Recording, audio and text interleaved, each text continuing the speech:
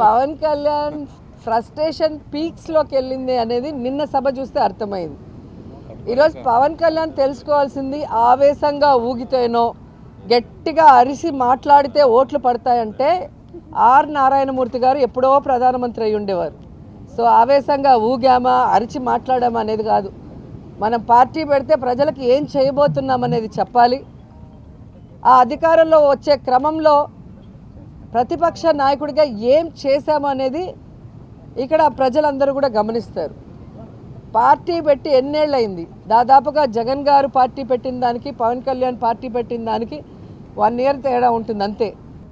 ఈరోజు సిగ్గుచేటు ఏంటంటే ఒక పార్టీ ప్రెసిడెంట్గా ఉండి 24 సీట్లకే పరిమితం అయిపోయి మళ్ళీ క్యాడర్ని తిడతాడు. మనకెక్కడుందయ్యా బూత్ కమిటీలు, మనకెక్కడుందయ్యా మండల కమిటీలు? ఎవరండి డిజైన్ చేయాలి?